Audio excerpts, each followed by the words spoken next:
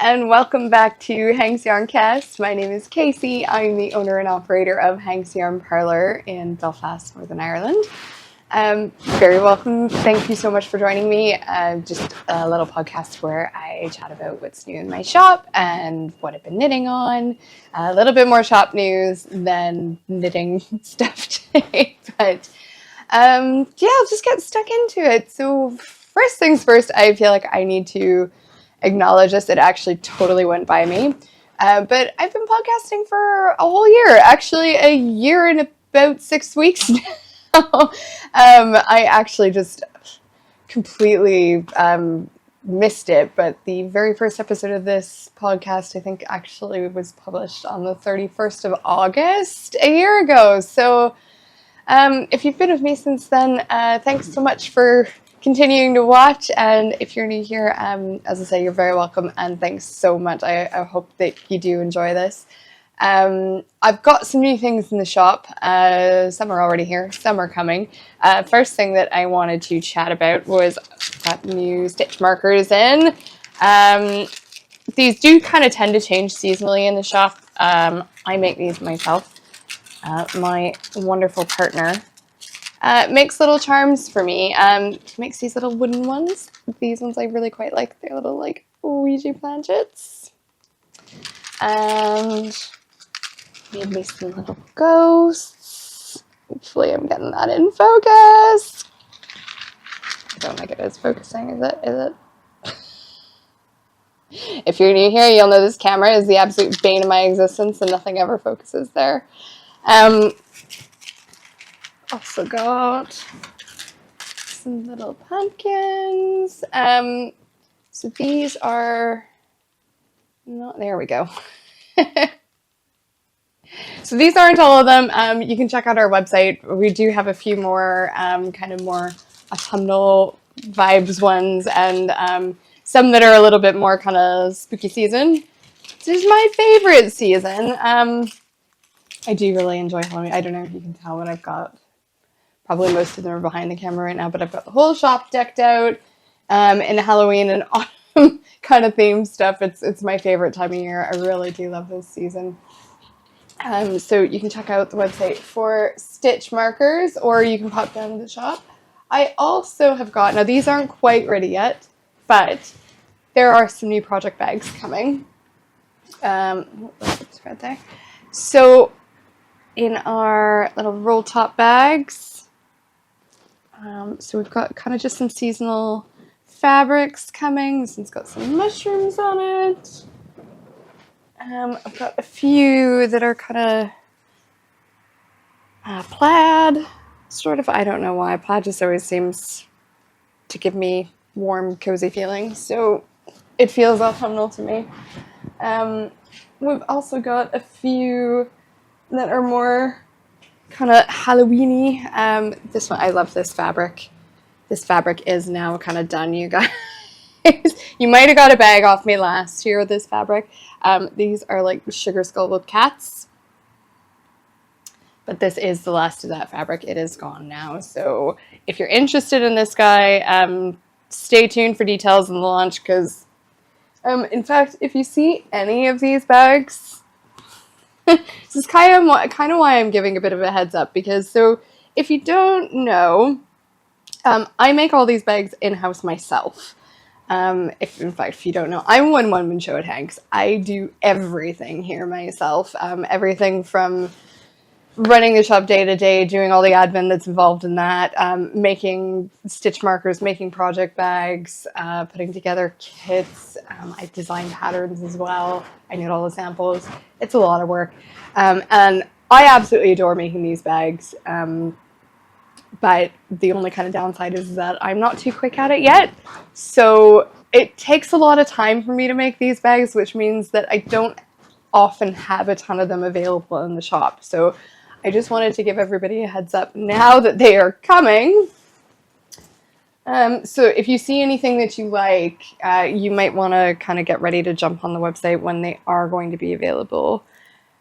I quite like this one too. This one is also the last of this fabric. This is all kind of fun flowers and little skeletons. This is not the exhaustive range of fabrics either. There's going to be a few more bags that are mostly more Halloween-y kind of fabric on them. Bats, pumpkins, that sort of thing. So project bags, next batch of project bags, these are just about ready to go live. I need to make straps and stuff for them. So probably be on the, what is today? It's the 11th of October. Today is Saturday. I imagine that these bags are going to be ready to launch next Friday, which is the 17th of October. So mark your calendars if you're interested in a project bag. And they are, of course, available for sale in store as well. Just if you've been thinking about getting one and you see one you like, don't hesitate, I guess is just what I'm saying, because when I make these, they're pretty much one of a kind, and when they're gone, they're gone. You kind of got to wait for the next batch to come around. So it's just to make everybody aware that when I release project bags, they kind of come in about, there might be like 4 or 5 little ones and 4 or 5 big ones, so there's not a ton available. So if you're interested in one, just just be prepared to kind of jump on it, I guess is what I'm saying. Let me see what else has been going on.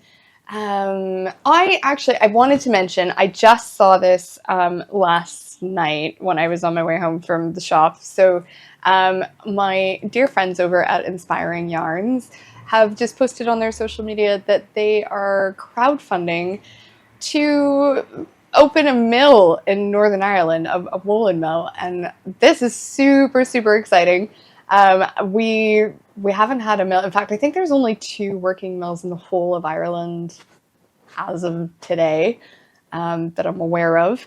So, we do raise a lot of sheep here, and it's kind of something that I've always said that maybe the sort of sheep that we raise here are not necessarily the best for, I guess, what a lot of people would consider high quality yards. Like, they're not going to be super soft fleece. We're not raising a lot of merino sheep here.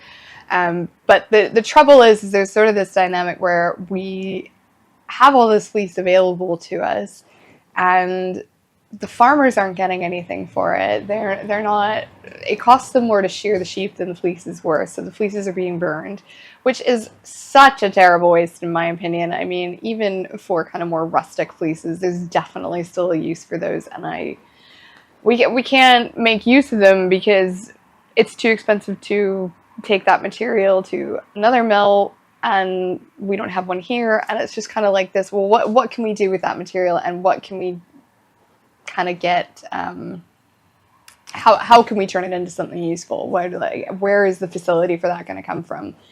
And just because, and I'm not strictly saying that we only raise rough sheep here too, because that's not the case either. It's just trying to, I suppose, make somewhere that all of that material can come to, and that hopefully the farmers can get something out of it, and that we can get something out of it at the end, and that we're not wasting such a fantastic natural resource. So anyway, if you're interested, I do not have all the details right now. As I say, I literally just saw this online last night, but I'm going to post a link to their crowdfunder in the description below. So if you want to have a little bit more of a read up on that, please do, if you're interested in that, and please do consider donating. I think it's just, it's a wonderful idea, and I think trying to bring some of that industry back here locally would be absolutely wonderful. So really, really excited about that. I think that is kind of all the news that I can think of off the top of my head. I'm probably forgetting something, but sure, we'll talk about that later if it pops up. So I'll get straight into what I've been knitting on. You guys will recognize this. This is the jean cardigan that I've been working on for a friend of my cousin's. Nearly finished with this. So I've got both the sleeves done. I just cast off the second sleeve last night. I've got about another 2 or 3 repeats on the body. It is something that I've been a little bit kind of humming and hawing, and I did with the sleeve length as well, is that because this is superwash yarn, I know this is going to grow. My swatch grew a little bit, but I know that also my little swatch is not the entire weight of this garment, so the garment could still stretch quite a bit more than what the swatch did. And I am absolutely determined to wash this for the first time in the machine, because I know that's how Julie is going to wash it. And it is how I wash my swatch. But as I say, swatches are a little bit different than a full-size garment. They definitely give us, somewhere to start. But I find that with superwash yarns, it's the weight of the garment actually changes the length quite a bit. And I was a little bit worried that the sleeves might end up kind of stretching out and being just massively long. Now Julie did request that I put extra long cuffs on this. She does like kind of a close cuff and something she can kind of push up her arm a little bit and it's going to stay put. So that's what I've done. So even if the sleeves I've kind of erred on the side of making them a little bit longer than shorter, just because I know that if they do come out a little bit longer, you can still kind of push them up, and that'll also give a little bit more volume to this sort of balloon sleeve. This looks like an absurdly small wrist on this at the moment, because the sleeve looks so much bigger, but they're gonna block out a little bit anyway. So I did make the wrist small on purpose because I just want to really make sure that they stay put. And Julie is pretty small lady, and she's pretty slender, so I mean, my wrists fit through this, so it's not a problem. But I just wanted to make sure that they were going to stay where she put them. There's nothing worse than trying to push your sleeves up and they keep slipping down. So yeah, there's not too much left of this. I think, yeah, just a couple more repeats of the lace pattern on the body, and then I will be ribbing for a century on the bottom of this, because I think it won't do the ribbing on the bottom quite as deep as I did on the cuffs, but I still do want there to be a fair bit of fabric there, just to kind of give it some sturdiness around the waist, or just to kind of keep it in place, I suppose. And then after that, it's the button band, the neck band, and that is double knit. It's not ribbed, it's double knit, so that probably is going to take me a little bit more time as well to get that done. And then there's buttons for it as well. Now I need to double check with Julie about what she would prefer for buttons. So the pattern, I'll just throw a photo of it up again here. The pattern actually has these really lovely covered buttons. They're actually covered in knit fabric, and they're massive. And I've never done anything like this before. I've covered buttons before, but I've actually never covered them with knitting before, like a knitted fabric. So that's kind of interesting. I have sourced a few places that have kind of the buttons themselves. So the buttons that you would cover, they're typically aluminum or steel, but I really want to make sure that I find some that are going to be fine going through the washing machine, and that they're not gonna like start to rust or oxidize or whatever underneath that knitted fabric, and then it end up staining, and potentially also staining the rest of the cardigan around the buttonholes and that sort of thing. So I just want to be really careful about that. But I also need to actually just check with Julie that that's even the sort of button that she wants. So she might actually prefer something smaller. I think that we got really caught up in choosing patterns and yarn when she was here, and we kind of forgot about buttons. So anyway, I shall check in with her about that, but that's probably still a week or two away, I think, before I get to that stage. I actually just haven't been having, I think I've said this in the last few episodes, but I just really haven't been having quite as much time for knitting as I would really like lately. It's been so busy in the shop, which is fantastic. And it's not like I get a ton of knitting time in the shop anyway, but because it's been busy in the shop, then a lot of the other jobs that I have to do around here, I have to kind of do in my own time as well, which obviously then pushes back on my knitting time. So this is taking actually a bit longer than it probably would normally take me. Normally, I think I would have done this ages ago, but here we are. In the home stretch now anyway. There's not too much more to do. I think maybe another week or two, and I should have this one off the needles and blocking. And I'm really looking forward to the next project. So my cousin's partner is also commissioning me to do a jumper for her brother. And I'm quite excited to do this one. So we've decided on the Nelson pullover. Throw up a photo of that here. I think that this is just really... It's casual, but it has really kind of nice angles on it. I just really love the way that it sits on all the models. I've been through everyone else's, like, the Ravelry projects, as we do, looking for, inspiration to see what everybody else is, like, how their knits would turn out. And every one of them that I see, they're all kind of modeled by this array of body types, and it's so nice to see this jumper looks great on all of them. I'm super excited for this. I just think so. So it's got a saddle shoulder, and I believe that's where the construction begins. So that you start off knitting back and forth the shoulders, and then you're picking up stitches around the edges of the saddle shoulder for the front and the back, and then I think the front and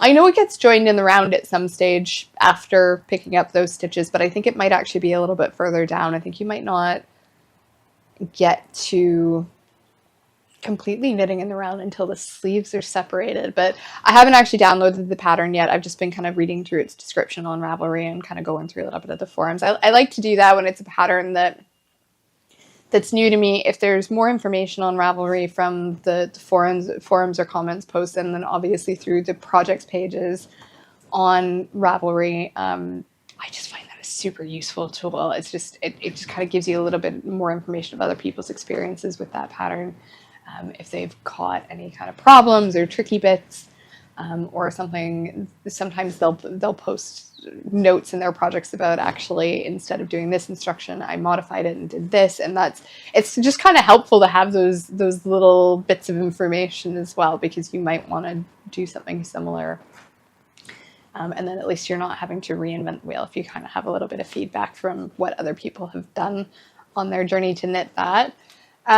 We decided on this Atlantic Coast Yarns Sonus. So it's an Aran pattern. So I can get that to focus. And I'm sure that this camera is not doing this color justice, and I'm not actually sure if I get this any closer, if that'll focus or that'll help, maybe.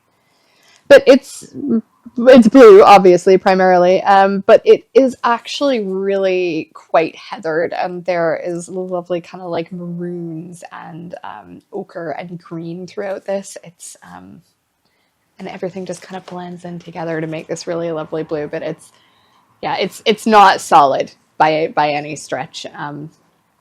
And this actually, speaking of Irish wool, this is Irish wool. So this is made in the mill in Donegal, and this is certified 60% Irish sheep. So I love that this one is actually like properly from this island, for the most part. It's non-superwash. It is a little bit more on the rustic side, so this is going to make a really good kind of like outerwear garment, which is really, I think, kind of where this pullover is leaning a little bit. It's got that lovely cowl neck on it, and it's not quite a hoodie, but it kind of has that vibe to it. I made a similar style of sweater for my partner a few years ago. If I can find a photo of it, I'll throw it up here, but I'm not sure if I have one handy. But it also kind of had that sort of cowl neck with the drawstring round, and he seems to really like it. He wears it often enough, so I think it just feels really cozy for him.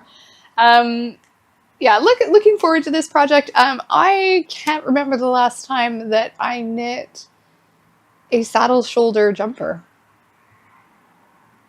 I think I've only ever done that once before, and I'm pretty sure it was a cabled pullover many moons ago. Could not tell you which one. But I think that this next project is going to be really good coming off the back of this lace one. There's the cables down the sleeve, but the body is pretty much all stockinette. So I think it's going to be just the nicest combination of, do I need something a little bit more involved that takes a little bit more brain power, or do I need something that I can knit in my sleep right now? And it shouldn't take me too long. Being in nice big iron wool and big needles, I think this one will probably whip up relatively quickly. So hopefully, if I get this cardigan done in the next week or two, and then get stuck into this, and then I've also got, which I don't have with me, I did actually cast on. We'll talk about that in a second. I have a pair of socks for my partner, his Christmas socks, which I mentioned in the last podcast. Don't have them here with me, but they're thrown in the mix. But yeah, I think between socks and this sweater, I'm hoping that I'll be able to get both of those done kind of by Christmas time. Not on a really strict deadline for that or anything, but I just kind of like to give myself a deadline. Otherwise, it might just get pushed back and pushed back and pushed back, and don't like to do that, especially on commission. So yeah, I am really excited to get this one started though. So I've got about 11 skeins of this to get wound up. So I might just get cracking on with that a little bit later when I need a break. So when your hands start to get sore, you can switch it up a little bit and change to something slightly different knitting. And we'll wind up yarn instead of carry on knitting. Yeah. So that is pretty much all that I have to share with you guys today. I'm so sorry that I forgot to bring my socks. So I guess I could talk a few minutes about socks. I had asked last podcast, I was going to say last week, that was a month ago. That's how often these come out. But I had mentioned that I was looking for a sock pattern for my partner. I knit him a pair of socks every Christmas. Now, I said in that episode, I don't really fancy making him just regular old vanilla socks. I usually do like a colorwork sock or something to that effect for him. I'm eating my words now because we've just been on a trip to Krakow in Poland. And whilst we were there, did visit a yarn shop. I only visited one yarn shop. I really wanted to visit a lot more, but just the way that the timings worked out, most of them were shut when we had time to go to them. So that didn't quite work out. But he selected, while we were there, a variegated kind of red, black, gray mixed yarn. And I told him I would make his socks out of that. So in the interest of showing off the variegated yarn, I have in fact decided to go with just a vanilla sock. So to anybody that gave me a pattern suggestion, thank you so much. They definitely have all been added to my Ravelry favorites, and is something that I can revisit when I need to knit another pair of socks. So yeah, we'll get around to that, I suppose. But until then, yeah, I've got a lot of commission stuff to sort of figure out and be getting on with. Yeah, that's really, I think, all that I have to share with you guys this month. I think this is going to be a little bit of a shorter episode, and I mean it this time. I always say that, and then by the time I get to editing, realize that I've talked for 45 minutes. But that's kind of all the news that I have to share. So just to recap, if you're looking a project bag those are going to be live on the website on next Friday, October 17th. I will post a reminder across all of my social media channels as well. So if you haven't seen it here, hopefully you'll see it there. And yeah, also, yeah, and do, if you're interested in a mill opening up in Northern Ireland, do click on the link below and check out Inspiring Yarns Project as well, their crowdfunder page, and do consider donating. I think that having a mill here would be absolutely fantastic, and it would really kind of open up what we can make locally. Yeah, just what we can do with that material, just, and being able to kind of have a say with Inspiring Yarns. I feel like they're really open to feedback, and it'd be really cool to kind of be able to, as a community, kind of give them feedback on what sort of yarn that we're looking for. Having a chat about what, I don't even know why, because I'm not particularly familiar with practices of spinning and kind of like how fleeces are selected. I have like a really base knowledge of that, but I've never worked in a mill, and I've never had the pleasure of selecting fleece to hand spin even. But I know that there's quite a few, I guess, kind of options, and it just seems to me the possibilities are pretty much endless of what we could do with that, and it would be so cool to have a local mill here, and again, to bring some of that industry back to Northern Ireland in particular, I think would be really fantastic. So have a look at that, and if you've enjoyed my quick chat, they are normally a bit longer, but if you've enjoyed your time here with me today, please do hit like and consider hitting subscribe as well, and then you'll get a notification when the next episode pops up. So thank you so much for joining me, and I'll see you next time.